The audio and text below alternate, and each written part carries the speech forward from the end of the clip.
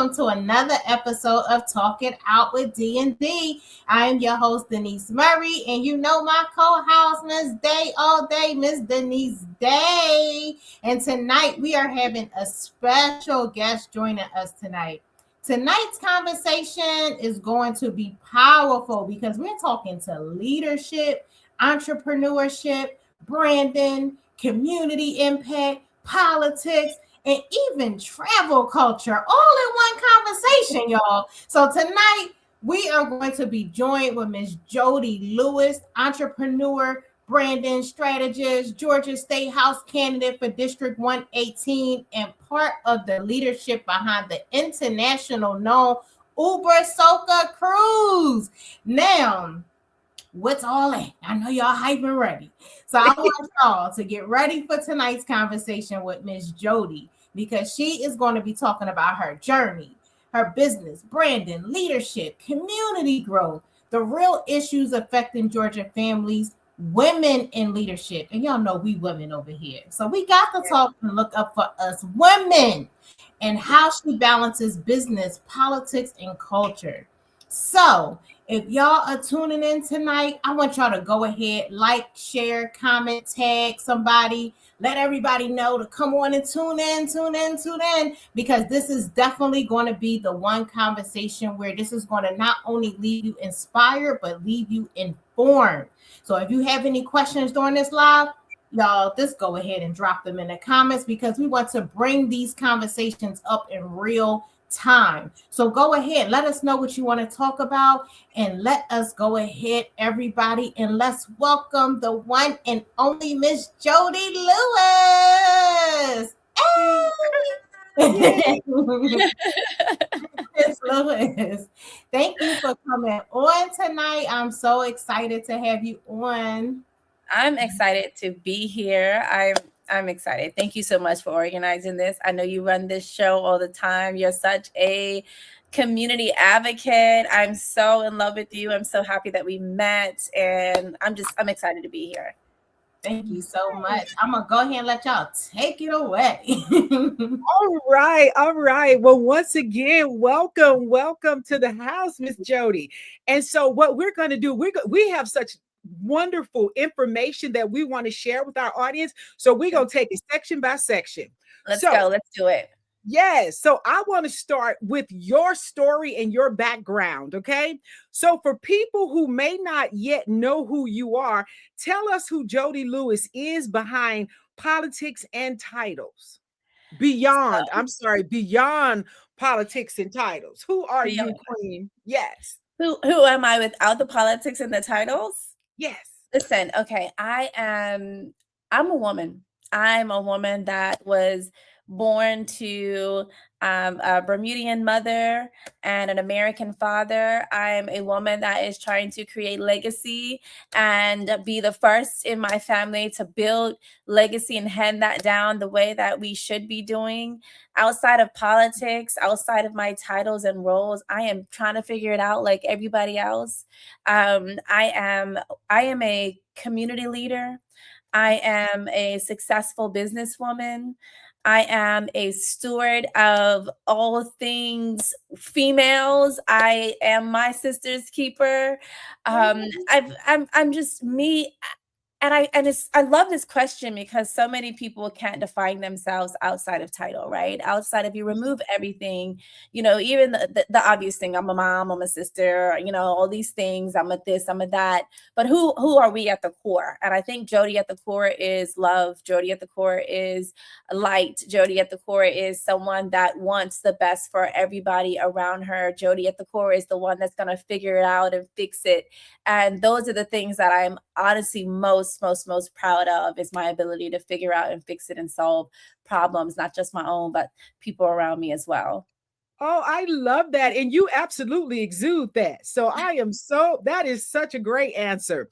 So, okay, now next in this section right here, because we're talking about what inspired you to go into entrepreneurship and branding originally, because as you stated, you're a businesswoman as well as a politician. So what, with that entrepreneurship and branding, what brought that on inspiring you? So great question. I've worked in mental health for a while. I have two master's degrees, one in professional counseling, with emphasis on marriage and family therapy. I didn't go get my licensure. I decided to just kind of work more in case management. I enjoyed that field. I eventually got asked to go back home to Bermuda and work with the government at an organization called the Bermuda Housing Corporation. I ran the low income housing program there for a time. And honestly, when I got to Bermuda, I really didn't like working in the field as much as I did in United States for whatever reason. But one of the things that I did do before I went to Bermuda is I worked as more so in consulting. I help people start their mental health companies, right? So if you had a group home, if you had an assisted living facility, a psychosocial rehab, I became an expert in how to do that and how to help you build and start that, get your clients in, build Medicaid and the whole 9 yards. So I love that. I loved kind of that. I didn't really know what it was called back then, but I just enjoyed helping with business development. Fast forward to working in Bermuda, I started to kind of help, individuals with launching their businesses and stuff. And I really enjoyed the work. So when I was getting a little fatigued in mental health, I kept asking people like, I want to do something else, but I really don't know what I want to do. And I was telling them what I enjoyed. And someone said, you should try marketing and PR. And I was just like, okay. So I started researching. I actually went back to school, got a second master's degrees in PR and marketing. I got my first shot. I literally went to volunteer for a political organization in Bermuda.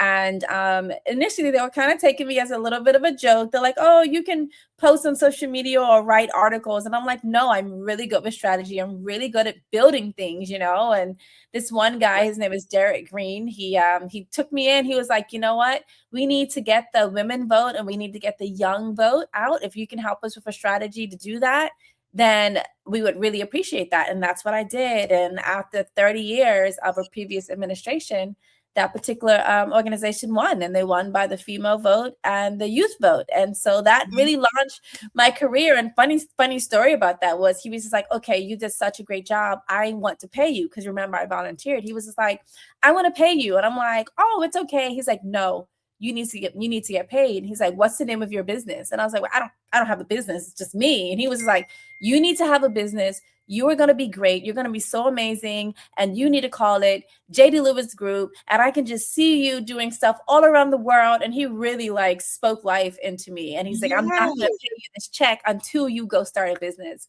And I did. I went down and I started a business and I called it Jodi Lewis Group, which is my initials.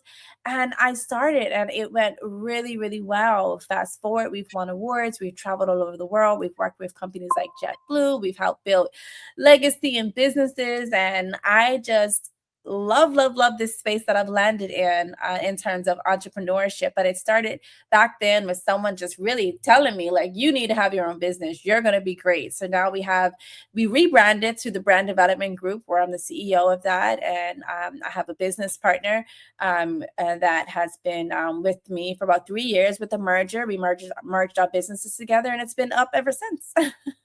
Wow, that is awesome. That is a beautiful story because sometimes other people can see in us what we don't see ourselves. Absolutely. And so now I have worked for myself since 2012. I have been able to maintain this business on my own. I haven't had to go out and get a job. And I'm just so blessed that I've been able to care for my family, buy a home, buy a car, travel the world. I've been to over 45 countries. And I'm really, really proud of the things that we've been able to accomplish. You should be. You should be. Now, along those same lines, my next question was the importance of branding. Because I think a lot of us that starting new business or people that are thinking about it, they don't understand that importance. So, especially for women in entrepreneurship, how important is branding? Branding is the key. Like branding is the essence of who you are or what you're selling. It is how you are communicating your brand, your service, your product, or even yourself to the Yeah. world. And I always tell people, if you look at a big corporation, the highest expense is human resources, but the second is marketing and branding, right? Like that is like the second most important thing with any business, any company. And a lot of people try to skip that, but you're always going to come back to branding yourself, marketing. It is how you communicate, how you talk to people that you want to purchase your services. So it's critical. It's very important, and take it very, very serious. You look at certain brands, and it's not just your logo, right? It's how you show up, how you show up in a board meeting, how you carry yourself. That becomes your brand. How you box your items, how you ship them. I love this brand called J Lux. It's a really great female brand. But what I really loved about it was when I ordered, their packaging was so beautiful. Like, I just get excited when I get their packaging in the mail, and the quality matches the packaging, and that is branding. So now when I'm asked about branding, I'm so familiar with that one brand because it stood out, and that is branding. It's when people remember you, they love it, and they start communicating and telling your story for you. You are so right. You're so right. I remember back in the day when I used to order Izzy and Live.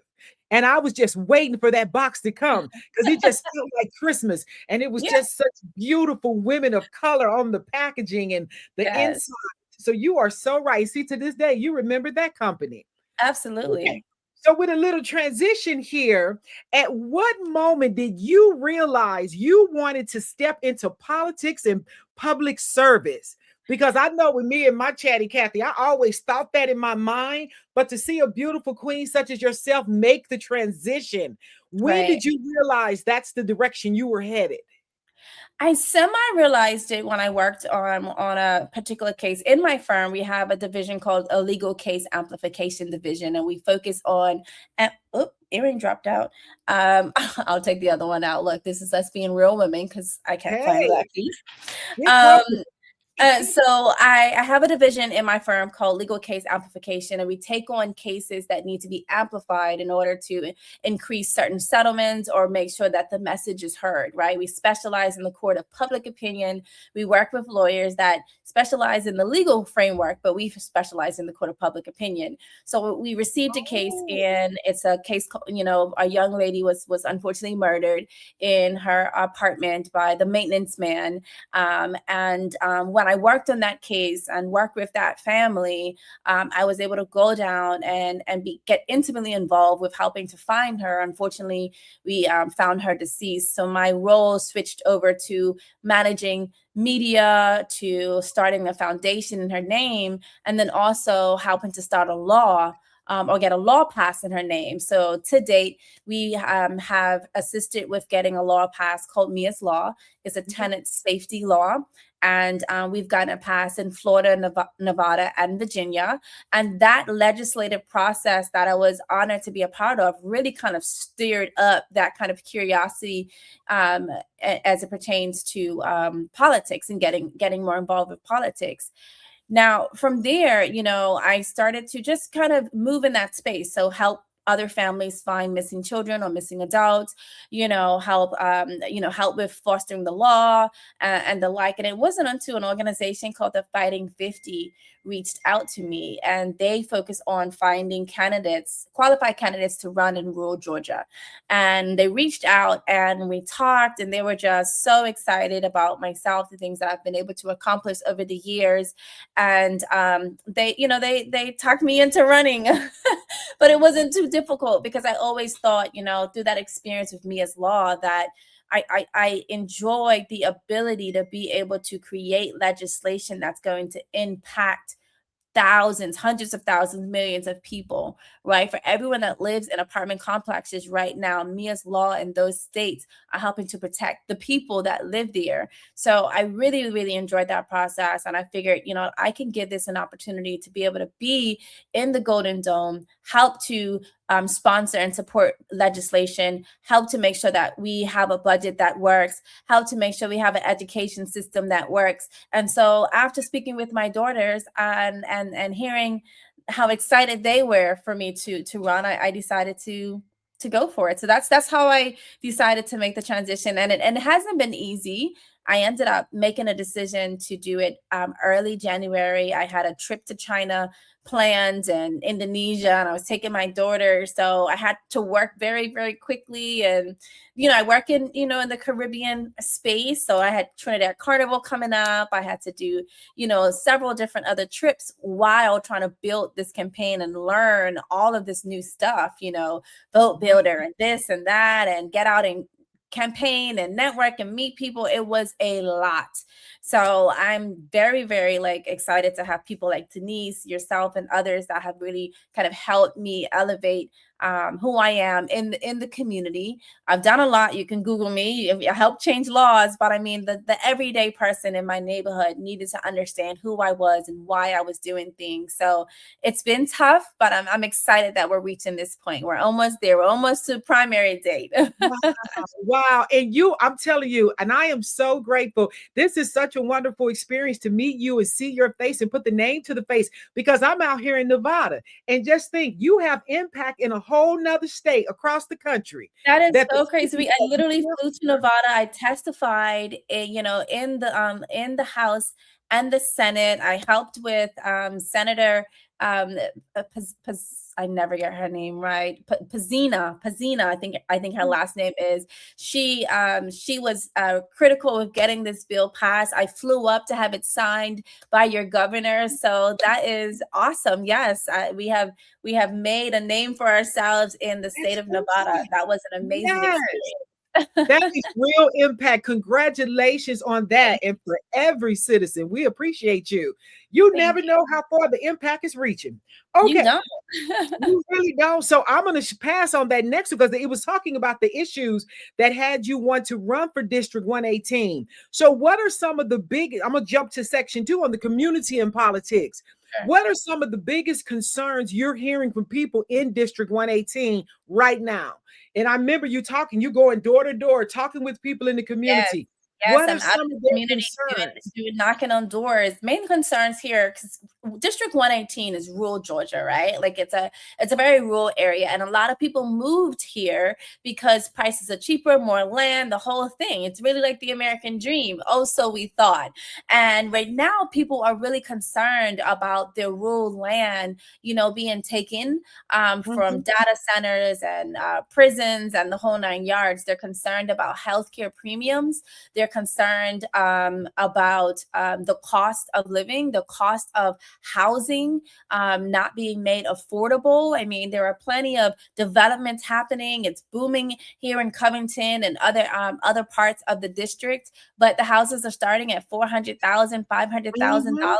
Apartments are $1,300, $1,400, $1,500 for one bedroom, and it's not becoming sustainable. So everyone is very, very confused here about what is happening in District 118. So healthcare obviously is something that's not just local, but statewide and now even federal. Georgia is one of the 10 states that have not expanded Medicaid at this point in time. So there are thousands of people here in Georgia that cannot afford to have health care.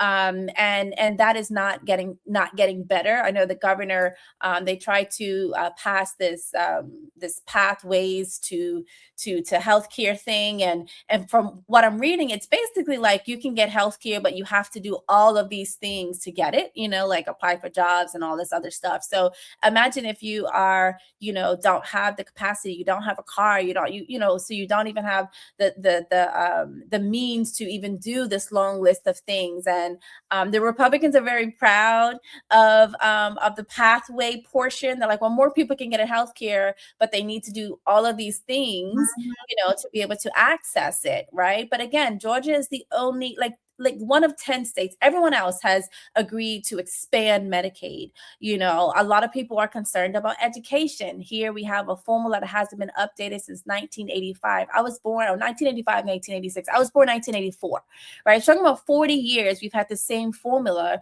which basically is stopping school districts from being fully funded. And this has been going on for years, and 40 years, no one has had the fortitude to actually do something about it. So schools are underfunded.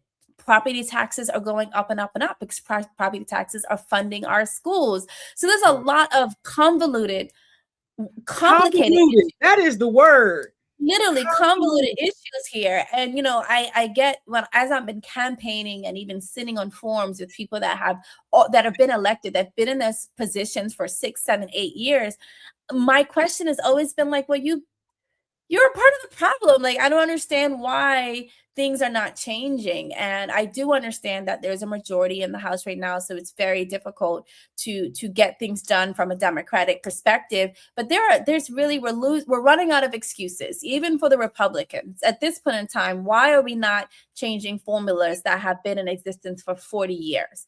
Why are things happening? And I'm really hoping that the people, even if you are more red leaning, they can see the sign on the wall. Guys, you're Ooh. more like me than you think you are. We are literally voting against our interests when we're putting the same people in office that are doing the exact same things that are failing us. We are 38th. We're 38th in the United States in terms of education. We are in the bottom 5%, but the bottom 5 states when it comes to maternal health. So we are failing in the state of Georgia. But we Wow. are bragging about a $14 billion surplus. I can't brag about a surplus when my children can't read past the 3rd grade. I can't brag about a surplus of 14. That means that you have overcharged us as taxpayers when you have $14 billion sitting there and our kids can't read, or our Ooh. women are dying just simply having a baby in Birth. 2026, Giving or we birth. can't even build affordable housing for people that are starting out.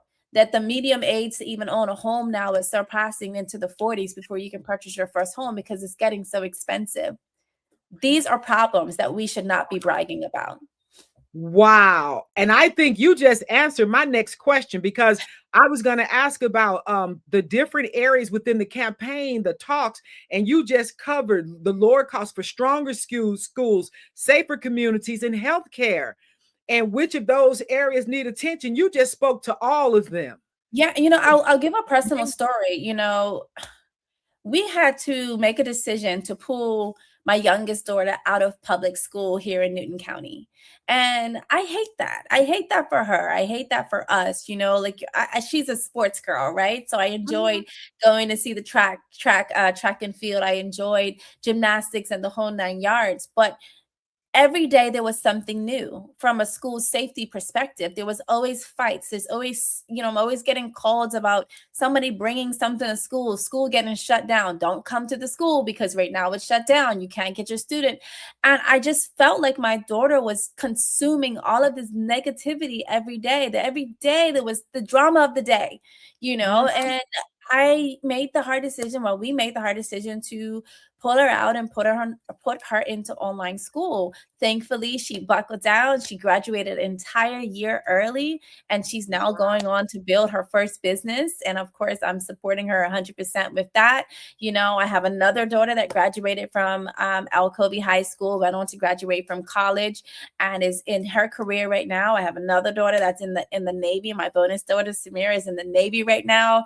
But that story resonates with me because I know that I can't be the only mother that is having issues with the fact that these kids are going to school and they're more concerned about safety, if they're going to make it through Yes. the day without getting hit or getting into a fight or some sort of drama, than they are with the education components of school. So I had to make that decision. I'm happy that I did, but I want to fight to make sure that no other mother has to choose, to take their child out of a public school education that I'm paying for that with my tax dollars, paying for my daughter to go to school. But I had to make the decision to take her out and pay more money for her to do an online program so she's able to graduate early and flourish in the career that she wants to. I totally hear that, because that's where my god sister was at. And luckily, she just had retired after 20 years of the Navy, but she has a 10-year-old now. But she's been homeschooling her since I think she was 6 or 7. And then she has extracurricular that she takes her to, the dance, the other things. She still has her social side. But and they're over in Charlottesville, Virginia. Yeah. So yeah. So she had to make some hard decisions as well. But everybody's not capable to do that or having that time. But I appreciate the fact that you are aware of that and working toward helping the community in that area. Okay, so let me get on along here. Now, this next area that I heard you speaking on another podcast was, what does accessible and accountable leadership mean to you personally? And what I loved about this is that you talked about everybody meeting in the middle, that it's not just the red against blue, but it's about us. And that's what I'm feeling in my spirit, that if everybody could get on one accord and know that it's about us, and that it's the 2% and that 98% that we need to watch out for. But you I mean, you hit it on the head, right? Like, I feel like politics, I'm at a football game. Are you on the Dallas Cowboys side of this thing, or are you on the New York Giants side of the thing? And, I mean, I'm a Cowboy fan personally, but I don't want that in politics. I don't want us to, like, I feel like this is an issue that needs to be addressed. And I think that we, as the 98% or 99%, need to really come together and recognize that the more that we are separated, the more that we are not going to have, and the rich are not even concerned about us. Not even concerned about. So when you're voting certain people into office, understand that their allegiance is not to you. Their allegiance is to the PAC that put them there. So if United Healthcare spent $2 million to put someone in office, guess what? When something comes up about healthcare premiums, do you think that that person is going to say, oh, let me go against the organization that put me here? No, they're not. They're going to serve the master that put them there. And I really like, as I go on, even I talk to Republicans and far-leaning red, and we talk about core issues that matter to us. There are some fundamental things that, we may never be able to get past, right? But when I'm talking about saving money, education, safety housing for women, crime rate going down. These are issues that cross all of us. We all want the same thing, and we're getting stuck on like some key federal issues that really affect such a small percentage of the population. And we're saying that those are so critical that we can't align on all the issues that affect our day-to-day. It's wild to me. I think it needs to be studied. But as I'm out there talking to people, even people that do not look like me, we are coming to a general consensus that we do want crime to be lowered. We do want to support our law enforcement, but we also want to empower our community and make sure that our community is armed with the tools they need to not get taken advantage of. We do meet in the middle. Every conversation I've had, we are right here. They're like, yeah, girl, I agree. I may not agree with the big, like some people call a spade. The abortion thing is that we may not agree there, but we can agree that we want crime lowered. We can agree that, we want to make sure that people are taken care of and we're taken care of. We want to agree that property taxes want to come down, but we also agree that there needs to be a strategy to get that down. We want to agree that we want better education, like all these things we agree on. Yes. So I think when it comes to leadership stepping up, I think that we need to have more conversations in these types of forums with individuals so we can come to a general consensus and we can put the best people in office that are going to communicate effectively, make sure that we are aligned and vote based on the voters that put you there. They're not just putting you in office because they just truly think that you have the best ideas in the world. They're putting you in office because you are there to represent their voices. To execute. So you have a great idea, but bring it back to the community and make sure that it is an idea that community wants you to execute on. And very few people do that. And that's what I hope to change. I think you are excellent. Let's drop the mic on that. I think you are excellent for this position. Yes, ma'am. And then, okay, we're wrapping up this section too, because a lot of people feel disconnected from politics. And I know last cycle and the last thing, a lot of people were saying that. I even felt that from a moment, and I'm 63 years young, ain't never missed a voting cycle, but I got it together and I campaigned and I assisted and I did videos. So we just still got to into it. But when you feel a lot of people feeling disconnected, what would you say to those people that feel their voice doesn't matter? How can they reconnect? I know you just kind of spoke to it, But do you have a word for those people that's just sitting in the background? But I always said, if you don't vote, you can't complain. You can't say nothing. But Right. I mean, you can complain, but it's not going to go anywhere, right? What I say to people that have reached like voter fatigue, because that is a real thing. And what I will say is, if your vote didn't matter, they wouldn't fight so hard to take it away from you, you know. Ooh. And I feel like until we show up, right? Until we show up in mass. Like for me to say my vote didn't matter, I would need to see 100% of eligible voters come out and vote, and we still don't get what we want. We've never come out in a way that 100% of those that are registered to vote come out and vote. I've never seen that in my lifetime. I hope that we see it soon. But right now, you look at the numbers, the primaries are coming out. You know, the primaries are happening right now in Georgia. The last day to early vote is tomorrow. When you look at who is voting, it is 50 plus. Seniors 65 of my age, senior Yep. citizens. Okay. 65 plus account for 60% of the votes. When you add in the 50-year-olds plus, that is 85% of the vote, 50 plus. That means that less than 15% of the vote are from 18 to 49. Wow. That is concerning to me. That It is is. very concerning to me when we have 18-year-olds that are going to complain that it's too expensive to live out here, that my student loans are too high, that I can't afford my apartment, that I have to work 3 and 4 jobs to just make ends meet. This is affecting my 18, 19, 21, 22-year-olds. Come out and vote. Now, early voting ends tomorrow, and the general voting is on the 19th. I'm here in Georgia. But I am really, really hoping, I'm actually quite scared that the numbers, I need these numbers to reflect what's happening in the world right now. So when people say I don't want to vote, I just don't think that works. I can't subscribe to that until I actually see that. I've never seen, where we have come out and voted in mass and we have failed.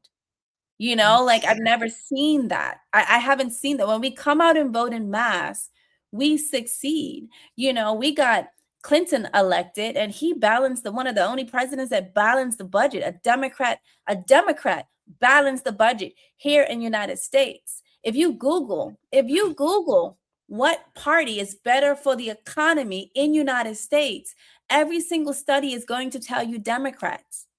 As much as Republicans say they're fiscally responsible, the stats don't actually align with that stats.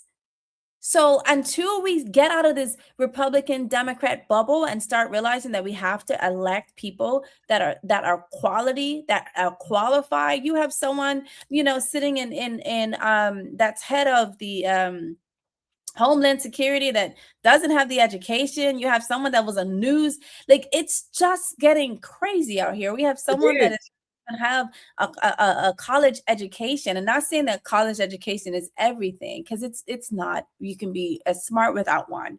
But what I'm saying is, until we hire and elect people that have our interests, we're going to continue to go around these circles. But that starts with voting. Oh my God.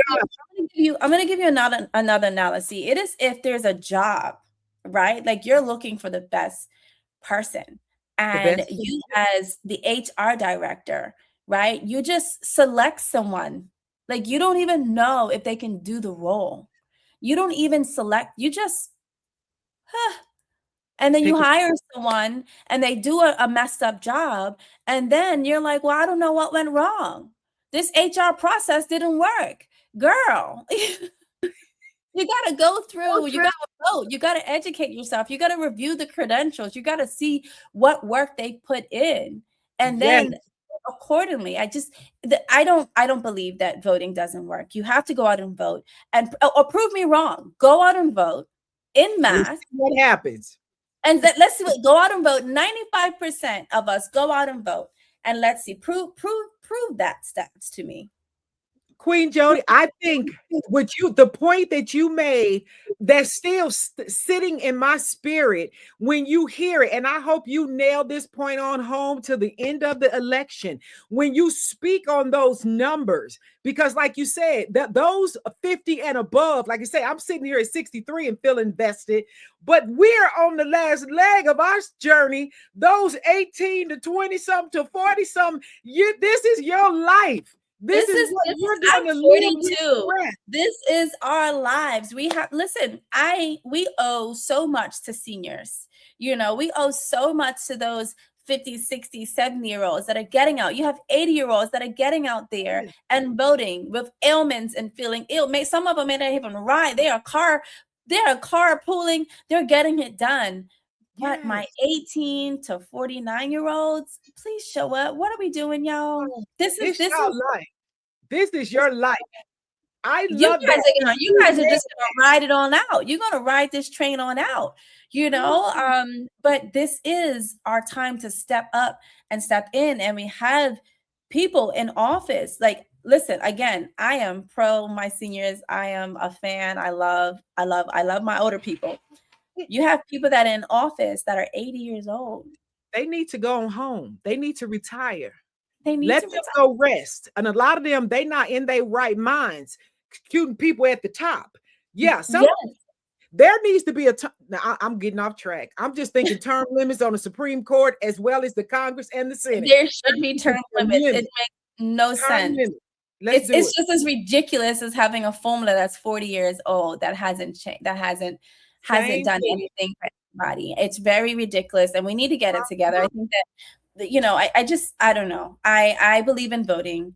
I hope that everyone goes out and votes. I hope that you exercise. If it was not important, they wouldn't be working so hard to restrict everything and to redline everything and to take everything away from us. They are literally trying to say that racism doesn't even exist anymore, and that is how far that they are willing to take it. And they are very, like, one thing I can say about the red is they're very strategic. They have lined extremely well to be able to do what they want to do. So if we want to stop it, we need to have our own strategy, and that really starts with voting. We need to flip the House. We need to flip the Senate. We need to get more like-minded individuals that are not just focused on Democratic stuff. They're focused on United States, right? Because we're the only party that has balanced the budget in United States. We're the only party that the economy does well under in United States. So listen, look at what they're doing in New York right now. He just balanced the budget in a couple of months. In months. $12 billion balanced. Done. What's next? It can be done. I love that. I love your message. I love the way you're speaking on it. And my last question for you out of this section 2 is, how do you plan, well, you're speaking to it now, but how do you plan to balance growth in Georgia while still protecting local communities and families? Just pretty much. I always say, as a businesswoman, I always say that growth should pay for itself. I always believe that growth should pay for itself.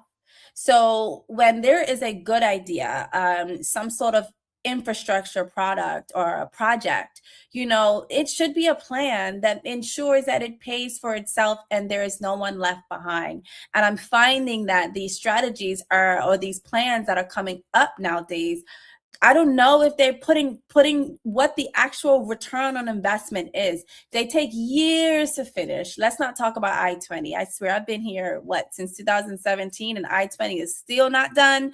And people that have been here a lot longer than me are saying it's just always been under construction. I just think that the way to balance, to make sure that the community is not left behind, is to have good, solid plans that eventually pay for themselves, and we bring the community in so they understand the impact. And I think that Americans are resilient. I think that Americans can understand having to take a bit of a loss so it can be greater later on. But this has been a consistent thing. We're not coming out of the losses here in the United States. So I just want to make sure that, you know, we start turning things around. We've been taking a lot of L's lately here in Georgia, here in District 118. And we need to turn that around and take some wins and make sure that the community is not lost. And I love There it. you I go. love it. That was beautiful. Well done, well said. And like you say, it's not red against blue It's because not. in that case, honey, all of this is green. All of this is green. All this is, you know what, I'll wrap this section with this story. You know, I sat with a gentleman. His mother is mega, like very, very into like red, right? And he said that my mom, she doesn't want to help poor people. She thinks that people should work for. She doesn't want her money going to poor people.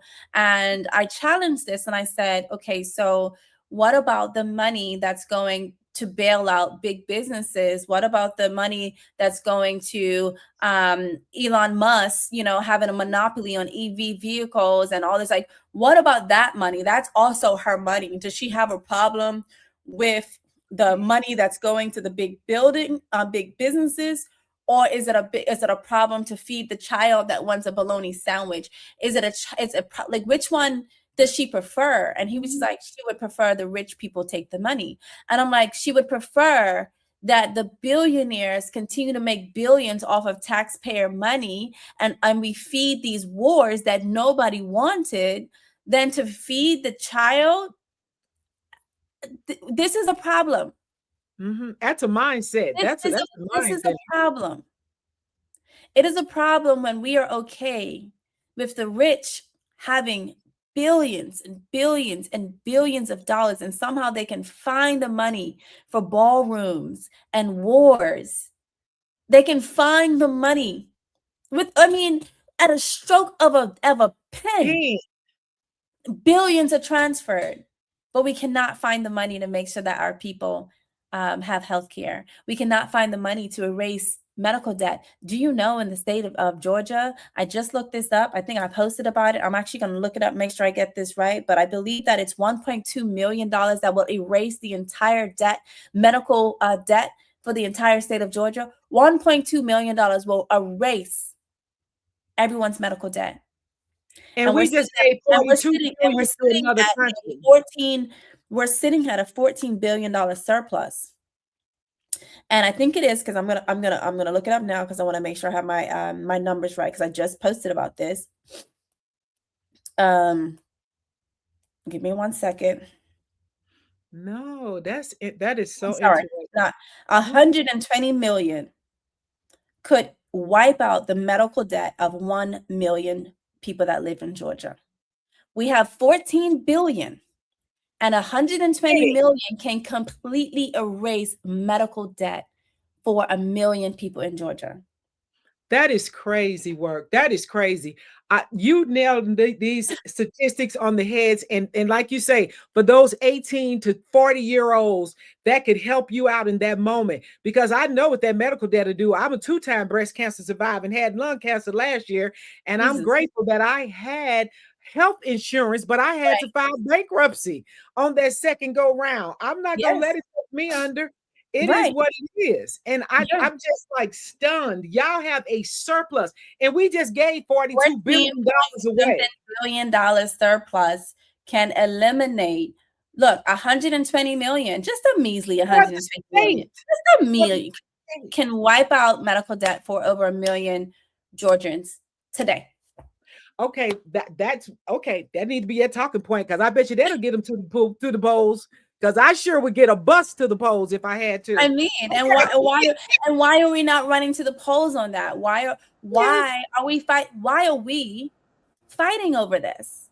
Do we not want to remove medical debt? What does that then do for the economy, right? How does that then change Yes. things for the economy, that people now can, spend that money on housing, on things for their children, on like so many Education. other things? But we would rather just keep people in more debt, and that's increasing every day with insurance. And it Yeah. doesn't make any sense for me. But remember, $14 billion surplus, and we have people that cannot eat. We have children that cannot read. We have hospitals that are closing down. We have mothers that are dying. We are at the bottom five, Georgia right now in maternal health. I'm going to keep saying that. We have mothers and children that are dying. We have kids that cannot eat. We have families that can't afford housing. I know a family that's living in a hotel right now because they cannot find housing for them for themselves and their kids. The sisters are literally living in a hotel room with their kids, and even though they work full time, they cannot afford. They cannot afford it. They gotta it this.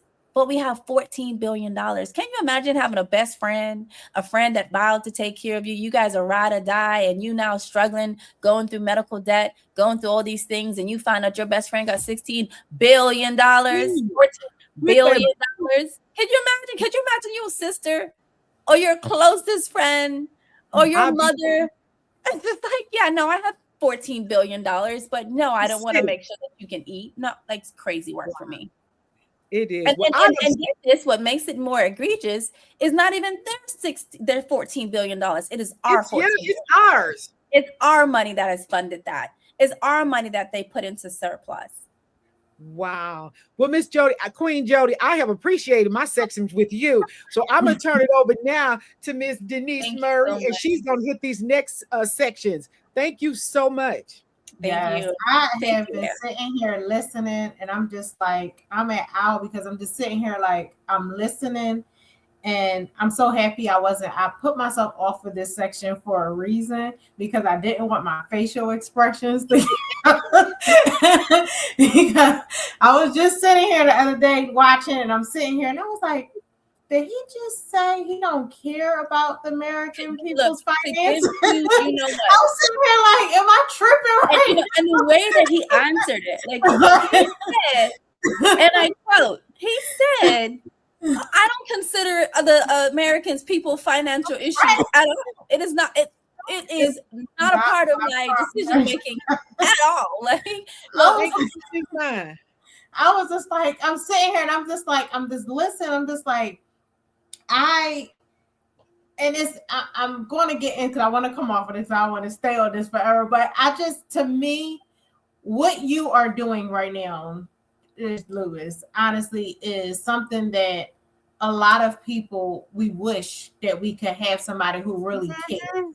Because a lot of times, when just like the question you asked, when you asked her about people not voting, and I know a lot of people didn't show up because they like, oh, my vote don't count, and people are not taking these things serious because they feel like, oh, it's not going to matter anyway. And the fact that some people are thinking that is because if we're looking at what has been happening, and we look at how votes have been basically, people are just put, like, we saw basically, let's just call a spade a spade. Elon Musk basically just told us that he got Trump in. He said it. He put it online. He let everybody know that he put Trump in office, right?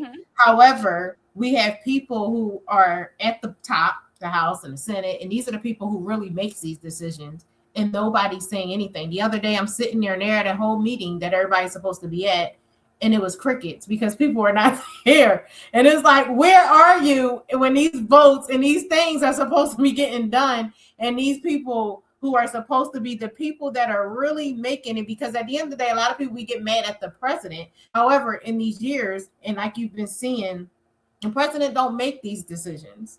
Like, these coming from the House and the Senate, you know what I mean? Like, the president, they can say no. That's why Obama had so many people coming at his throat because they kept telling him no. However, in this office, he is in control and has put everybody, the puppets.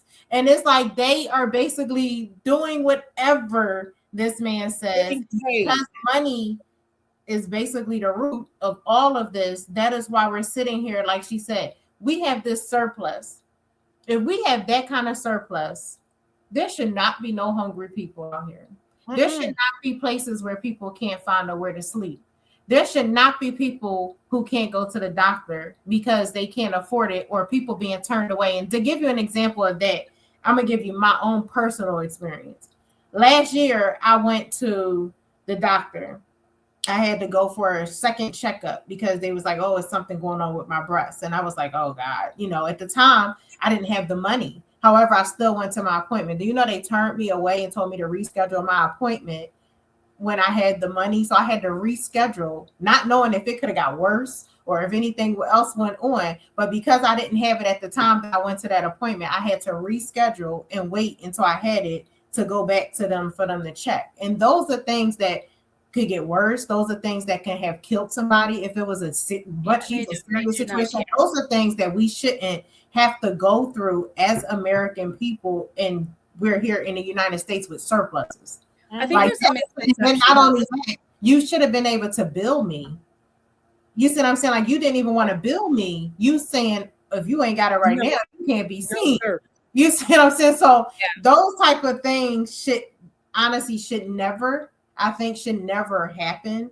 And I can go on and on, and that's why I did not want to do this section here. So I'm going to get past that. I'm just so passionate about this stuff. I want to say one thing, right? Because there's a misconception. The issue that I'm hearing on the red is that they believe that they're giving their money, their taxpayer dollars are going to people that don't want to work, lazy people. And that is their understanding. What I would like, and I'm going to research this, right? Because I'm a researcher, but I would be willing to bet that many of the people that are on government assistance want to work. You know, like they want to work. However, because I used to be on government assistance, I got pregnant at 19, baby at 20. I was living in projects in Fayetteville, North Carolina.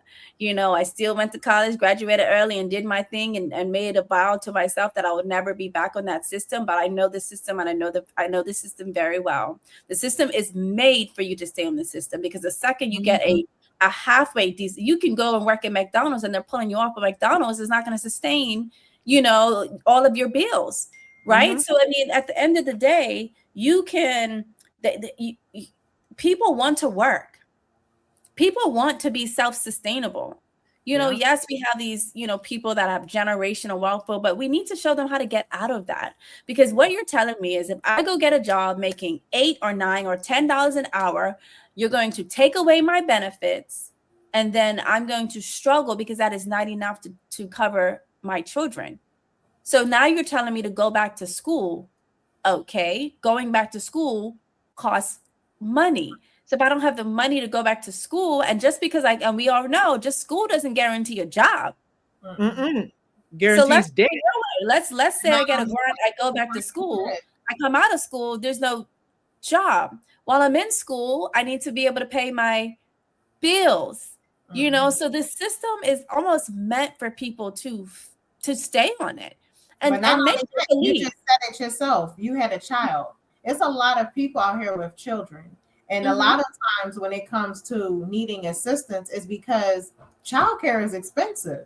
So if I'm sitting here and I have to pay, and I remember when I had childcare, they wanted $175, and some of them now are wanting $200 plus, almost $250, $300 a week for a childcare. So if you're paying that and you're not even making that, how are you going to afford anything else? So it's just like, it's like, if you get a job, they kick you off, they don't pay the child care, and then so it's like, so a person will be like, if I'm going to pay $300, I'd rather not work so I can be able to be here, get what I need to get, and then opposed to that, and then not being able to do anything else. So then you have people trying to make those hard decisions on what is the better option for me. Or you have sometimes, and a lot of times it's not always 2-parent homes. So you have a person who is in a single parent home. They don't have somebody else that can say, okay, the husband is going to work, the wife is going to stay home with the child. No, you have a lot of people who are in those homes where they don't have that other partner to be able to take that. So, and you know, one more thing, I'm sorry, because I know we can go on and on. There are more red-leaning individuals on welfare than there are blue-leaning individuals. Facts. That's something that we don't like to talk about, but people keep assuming that it is Black women that are sucking up the welfare system, and it is not. It is not. So this is when I say we are voting against our own interest. This is what I mean. You know, many people are on the welfare system. I can agree. However, they don't all look like me. Most of them don't even look like us. But we get the bad rap for it, and it needs to stop. We need to put out the real facts and the real statistics.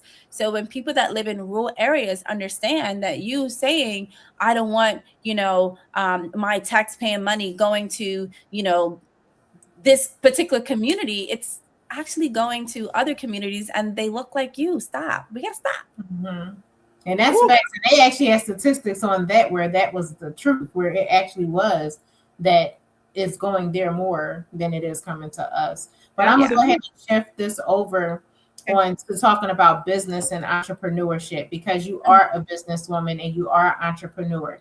And as a business owner, and because I'm so big on entrepreneurship and talking to people about becoming entrepreneurs, because just like we're talking about right now, we're talking about being in situations where like what happened in Spirit, people are losing jobs. People are getting up and not being able to say, like, these jobs are not something that you can bank on at all times. So having something else that you can rely on, to me, is very, very much important. So as a business owner yourself, knowing how entrepreneur, we know it's not easy. We know it's hard. Sometimes people think, they look on social media and they're like, oh, they think they can become a billionaire because they're looking at people online, and it's like, no, it's not going to happen that way. But what are some lessons that business has taught you that politics could never? Oh gosh, I don't think I've ever been asked that question. Business has taught me that business. Okay, listen, as you mentioned, entrepreneurship is hard. I wouldn't give it up. I wouldn't give it up. As hard as it is, it is something that is at the core and the essence of my being. I couldn't imagine not being able to have the freedom. I couldn't imagine somebody else dictating to me how I should live, when I should go, how I should move. So I love entrepreneurship. I think that it's taught me to fight. I feel like it has taught me to grind. There's no standard paycheck that just rotates in. If a client is lost, that income may have to go down. It can fluctuate, but it's taught me to fight and don't give up. I've been an entrepreneur, now going on almost 14 years. And I haven't had to go out and find a 9-to-5 job. Nothing wrong with 9-to-5s. But I think that is because I have learned to fight. I've learned to communicate. I've learned to make sure that to give good customer service. I learned to appreciate the people that have frequent my business. So what's being in an entrepreneur taught me that politics hasn't. I would definitely say the fight, the grit, the grind, humbling myself, understanding that there's things that I don't know, but I have to learn. For me to stay in business, I have to pivot. I have to be able to pivot during COVID. We pivoted our company to organize virtual events and literally thrive through COVID, because we're doing so many virtual events on behalf of different companies and corporations that wanted conferences. The pivot is real. Sometimes you have to pivot. So that's what entrepreneurship has taught me, for sure. Now, what advice would you give to women who are afraid to step into leadership roles? Master your craft. Master your craft. Fear is going to always be there, but the more you know, it starts to come down. And also surround yourself with women and people that support you, that are going to have your back. The third thing is have a plan. Have an actual strategy written down. Learn how to write a strategy. I'm a master strategist. I could help women with this, because the strategy that I use for a big company, I will use the same type of theories and strategies for an individual, and how to transition and pivot. Have a plan. Check it twice. Make sure that a roadmap that's going to get you to where you need to be. Set your goals. Don't just do something crazy like, I want to be a millionaire. No, I want to be a millionaire by 2030. evidenced by A, B, C, X, Y, Z. I want to, like, your goals have to be what we call SMART goals. They have to be measurable. They have to be timely. You want to make sure that you're setting goals, and then those objectives, and then those strategies, and then the tactics that help you do the strategies. This is all meticulous. This is all a study on how to achieve certain goals. So those would be my three main pieces of advice. Master your craft. Make sure you understand what it is that you want to do. Take the time, invest in yourselves. Don't expect for everyone to invest in you. There's Google, there's YouTube, there's people that are putting out good sound advice. Go back to school if you need to, but you can really master some of the certification courses, and you can get a lot of free information out there. Tap into community, tap into support system, and have a strategic plan. That's awesome. Now, one of the things that I know you talked about was being an awesome marketer. And when it comes to branding, I would say I'm like, ugh, like we all need to be getting with you. And so, what are some common mistakes entrepreneurs make when trying to build their brand or their business? They do it for themselves. I get this all the time. My question I always get, I say to my clients, like, who is your customer? And they're like, and they build their business as if they're their only customer, or that's mistake number one. So you're building a brand for you, not necessarily the people that you want to service or to be your customer. That is a big, big, big, big mistake. So the things that you might like personally, they skip the focus group part. They skip the market research part. I talk to people and they're like, oh, this is for everybody. Your product is not for everybody. You're skipping the opportunity to learn who is going to buy and purchase your product and or service.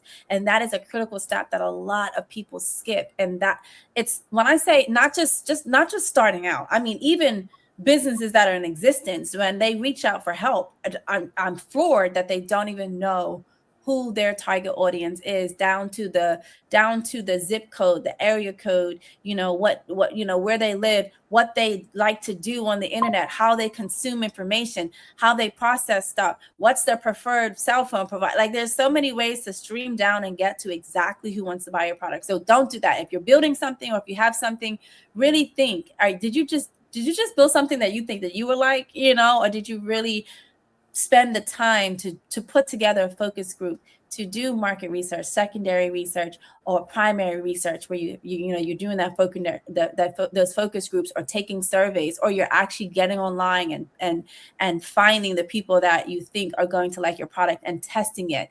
In digital marketing, they call it now A/B testing, right? You have the same, you have two different ads, and you see which one performs better, and the one that performs better, you do another one, and you test that one, and then the third or fourth attempt, then you put the money into the ad that actually did the best, targeted to the people that you wanted to do, right? So definitely, no, that's a pet peeve of mine. I can talk about it all day. Know your audience, understand the audience. I think that's kind of the biggest thing that I want to say with that one. Okay, now what is one of the biggest personal challenges while balancing entrepreneurship and leadership and everything which you're doing as a mother, as getting into politics, as having your marketing business, have all of this going on, your cruise, everything? How are you being able to manage that? Because a lot of people say, I have too much going on, and sometimes people dropped it or quit and things like that. How are you able to keep that going? And what would you tell people to do in order to keep that going? So there was a time in my life that I was very selfless. Everybody can get a piece of Jodi.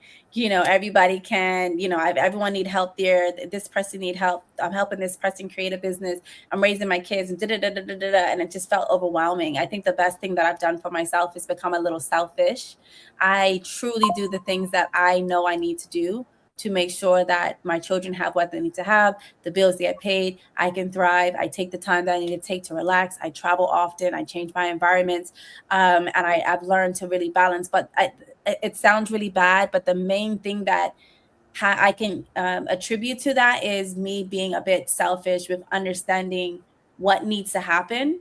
And then also making sure the people around me understand as well. We cannot assume So I used to do this thing with my kids when they were younger. Even today, we still have these types of conversations, and I would say, we are on a team, and you have your role, and mommy has her role, and Amina has her role, and grandma has her role. This is a team, Mhm. and if you don't do your part, if you're frustrating me with getting bad grades or acting out in school, I can't do my part. So the things that you like me to do, you want to go here, you want to go there, you want this, that, and the third. I can't do what I need to do if you Mhm. don't do what you need to do. So some things that we can change.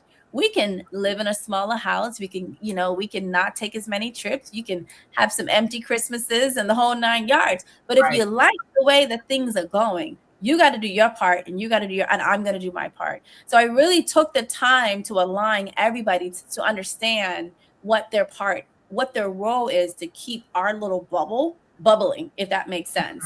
And then also relying on a team. I have a really great business partner. My mother is super, super helpful. She's always with me.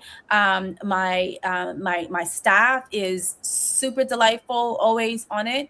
My team, when it comes to the cruise, is absolutely fantastic. I can literally text and say I need this, and they're going to come and support and help. We have an event coming up on the 21st, and I reached out to one of the volunteers to help with the ship that lives in Georgia, and I'm like, hey, do you mind working the event with me? Absolutely, I'll be there. And like, so building that team has been core for me, but I didn't understand that at first. I initially was going crazy, losing my hair, losing weight, but I had to learn to delegate, to build a team, be a bit selfish, make sure I over communicate what roles and responsibilities are so we can keep this ship afloat, no pun intended. And that's kind of what's been helping me so far. Now, you said delegate. Now, I know a lot of people are going to say, well, I don't have the money to pay people to do all this delegating. So, how would you say, or what can you do to help somebody understand on how they can go about that, like bartering or different things like that, to get other help from other people, opposed to, always having to pay someone if they are not in a position to do that just yet? Okay, so great question. So when we do the strategy, whether it's for business or life, there's a part in the strategy that deals with like stakeholders, right? Like, who are your people? And then you have a little circle with the people you can rely on. It may not be a few, I mean, it may not be a lot, it may be a few, but they're solid, right? And you want to put that in the inner circle. And then you have another circle where it's people that you can call on every now and then to help out, and they're not going to really expect anything. And you see where I'm going here. The circle kind of gets bigger, but you really have to take time to identify who these are in these little buckets, right? And then you can delegate certain things to them. There are colleges, there are students that are looking for experience still. I get calls all the time, like where kids want to be a part of a project or whatever the case may be. Leverage, this, reach out to your local colleges, to trade schools and the like. See if students want some experience. They're not going to expect some of the kids nowadays are expected to get paid for you to teach them. But for the most part, there are going to be people out there that are willing to help. And what I'm going to also say is leverage the community and your churches, your clubs and organizations. Put it out there that you need help. Sometimes you don't get help simply because you don't ask. You don't put it out there that you need the help. This girl promoted a couple of candidates on her social media page, and I noticed she skipped District 118. So I just reached out like, hey, I love to earn, an opportunity to be featured on your platform. And Right. within 30 minutes, she reposted and added my name and said, go check out. And she said, you don't get what you don't ask for. Meet Jodi Lewis. It's as simple as sometimes asking. And most people are willing to either help or guide you into the right direction. That's awesome. I hope y'all listening, because I know I am. I'm listening to that. Okay, now I'm going to switch this up a little bit because I know we going over the hour, but I want you to talk about the UberSoca Cruise, because Sure. I know that has become a huge experience and movement. And so, how did, like, tell everybody? I'm not going to ask so many questions on this because it is going over hours. So I just want you to give people some details about that cruise so people can know about it. Absolutely. So UberSoca Cruise is the world's largest Soca Caribbean themed cruise. We charter the entire vessel. We're on the Norwegian Joy. We've been on Norwegian. We've been on Royal Caribbean. We've been on Carnival. We normally charter the entire ship and we curate the entire experience. So we actually delete the ship schedule and all of those, shows that may not be aligned with how we like to do things. And we build an entire schedule. So we have over 55 events. Sometimes we've done over 70 events on 7-day sailings. And we build the schedule to appeal to the Caribbean palate. That includes the food. We actually bring on a chef team to cook, to teach the ship staff how to cook for a Caribbean palate. And we're featuring Caribbean food every single day, all day, every day. Even at 2:00 in the morning, you're getting doubles from Trinidad or fried chicken or corn soup or whatever the case may be. Because, after we come from the after party, we need to eat. We need to stay. We need to have some food in our system. But UberSoca Cruise, we book over 80 different entertainers from around the world. We bring them all to Miami. We get them on the ship. Bring another 4,000 people with us. And we have an amazing experience. We have everyone represented from all Caribbean islands, from all walks of life. We've had people come as far as Iraq, Germany, France, Spain to participate and be a part of this. And it basically is like a Caribbean carnival at sea. So think about Trinidad Carnival on water. Think about Bermuda Carnival on water. Think about St. Vincent Carnival on water.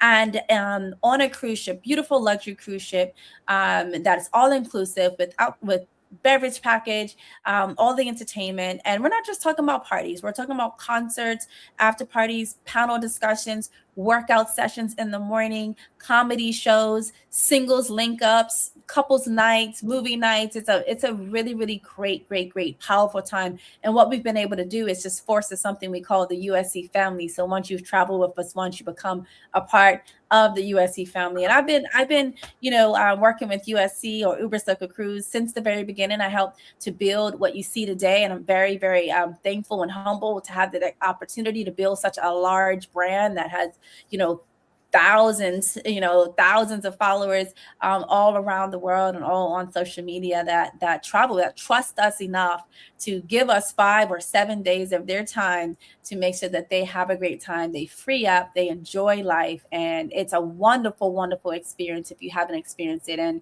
if you haven't, go check it out. I know we're running over time. UberSocaCruise.com, all things are UberSoca Cruise. Google it. You're going to see a bunch of reviews of thousands of videos. It's going to be a great time. A lot of people don't post the panel discussions and the comedy shows, but they are there as well. So that's a project that I really, really enjoy working on every year. We're going out in October this year.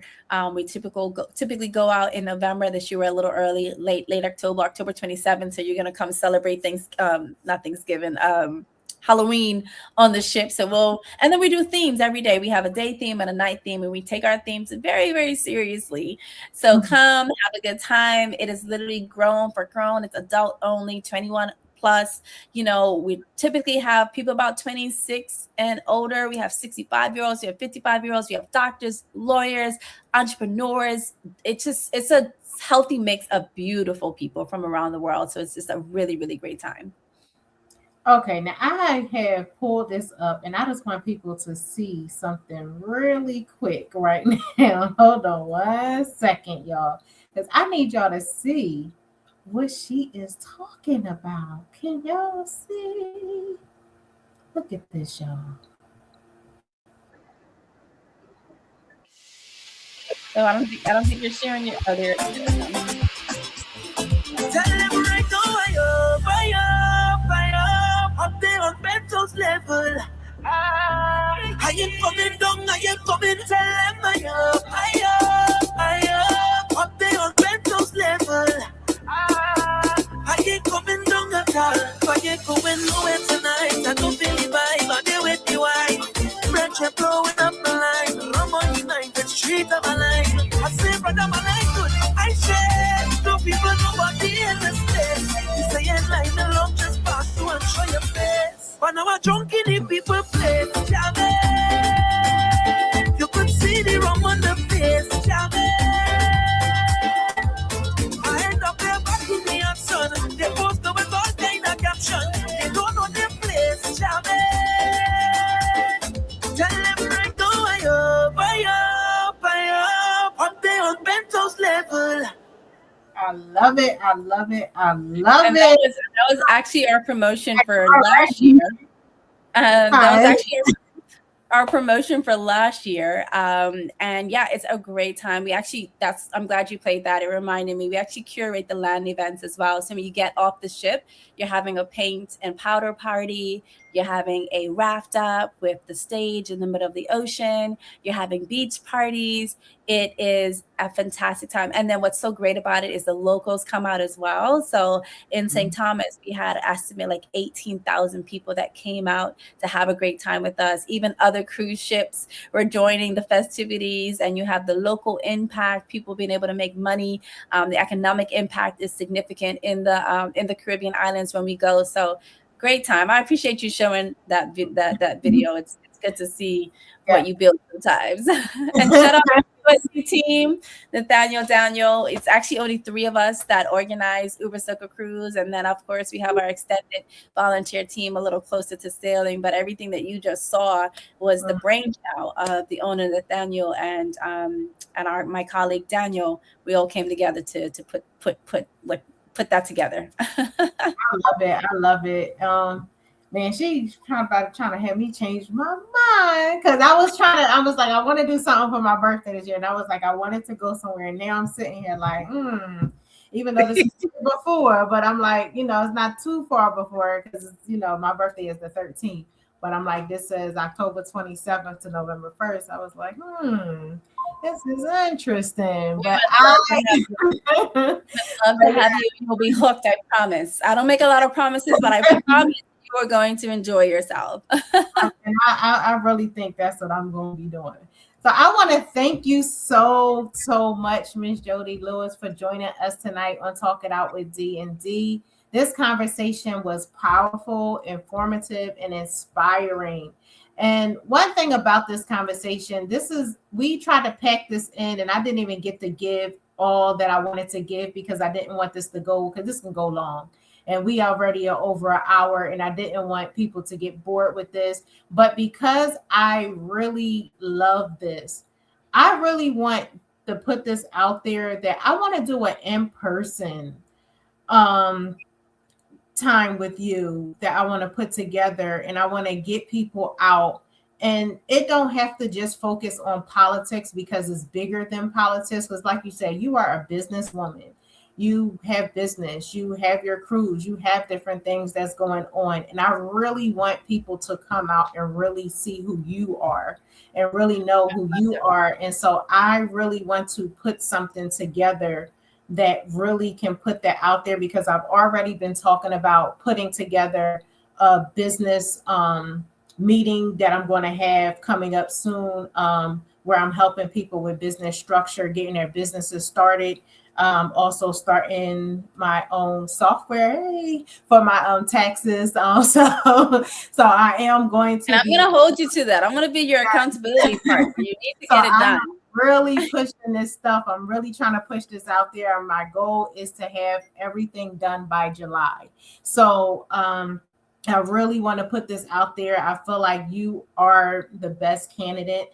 I pray that everything goes well, that you win this. And I'm not even going to say it ain't going to happen, because we're going to speak life into this today. Yes. And we're going to say you are going to be our District 118. And so, again, I just want to say thank you so much, because tonight we packed on a lot. We talked about leadership. We talked about entrepreneurship. We talked about branding. We talked about politics. We talked about community impact. We even talked about culture, travel, the cruise. We definitely talked about a lot tonight in this 1 hour. I love it. It's so much. I love it. I appreciate you guys. I appreciate the platform. I appreciate the opportunity. It is so important that we do these things, that we talk more, we connect more, we vibe more. And so, listen, you guys are doing fantastic. I know that this is a consistent thing. I want to support as much as I can. And I want to make sure that you get your software out there as well. It's important. And this level of community, I've always longed for. I really, really love women. I love the way that we come together. I love the way that we support each other. So just thank you so much. I really appreciate it. You're welcome. And I'm so appreciative of you of even coming on. And to everyone watching, thank y'all so much for tuning on and comment and sharing and supporting. But if you came on late, don't worry. We're going to have the replay on our YouTube channel on Talk It Out with D&D. So make sure y'all continue to follow that. But I also want to make sure that you all go and follow Miss Jodi Lewis and support her journey and stay connected with what she's doing in the community, because you're not going to get this from everybody. So I need y'all to get on there and follow Miss Jodi Lewis. And can you tell people your website and how they can connect with you too? Absolutely. Yeah. So from a business perspective, thebrandDevGroup.com, the brand DEV group.com is short for development. And for campaigning politics stuff, Jodi Lewis for Georgia.com, or Jodi Lewis for GA on social media platforms. Again, my company is the Brand Dev Group on social media as well. And listen, my numbers everywhere. You're welcome to contact me. My email is simply jodi@thebranddev.group. If it's about the cruise, UberSocaCruise.com. Check us out. Book your cabin. Let's go. Let's go. We actually have an event in May if you want to learn more at the retreat in the city, in the Interlock Midtown, there on the 21st from 6 to 10 on the rooftop, because, you know, I like a little rooftop vibe. But if you want to learn more about the cruise, UberSocaCruise.com, UberSoca Cruise on all social media platforms. Reach out. I'm so easy to get in contact with, and I just can't wait. I'm looking forward to, you know, meeting everybody, talking to everybody. But you can reach me. I'm easy to find. Awesome. But hold on, I need to step back just a second, because you said on May 21st, where are we going now? Going to the retreat at the Gathering Spot. We're doing some cabin giveaways. We're doing some fun stuff. We got DJ Kevin Crown, Brendan Duke. We got Rigo Suave in the building. Look, I sound like a promoter now. Like, it is going to be so much fun. I'm excited. We had a really good response. We got like 300. It's free, but we had like 300 RSVPs within a couple of hours. So it's going to be a great time in the city. It's an Atlanta Carnival kickoff, right? So it's about to be Atlanta Carnival, and we're doing a kickoff event, rooftop vibe, just chilling, sunset. It's going to be beautiful, beautiful people. If you like Caribbean stuff, find your way down to the retreat at the Gathering Spot. And you'll see me there, and let's have a good time as we welcome in another year of Atlanta Carnival and Caribbean culture. I love it. And guess what? Y'all going to see me on the 21st. And guess what, y'all? I'm going to go live at this event so y'all can see it. For the ones who cannot be there, I am going to be on the 21st. And I will be at Carnival too, so y'all will see me. I know that's right. And for your listeners, like I'm easy. You can Google my name. You know, I don't want to like say it in a weird way, but please do your research on me, my credentials, what I've done, where I've been, who I've worked with. It's all out there. Google my name. I've been featured on Lifetime Television. I've been featured on The Breakfast Club, CNN, Ebony, Black Enterprise. So I say that because it's very important in a day when they're saying that credentials don't matter and licenses don't matter and it doesn't matter. It matters. You need to start making sure that people that represent you or people that are doing things have the credentials, the experience, and education to get the job done. So please do your research on me and anyone else that's running, anyone else that you want to work with. Make sure that they have the skill set that you need to get you to the next level.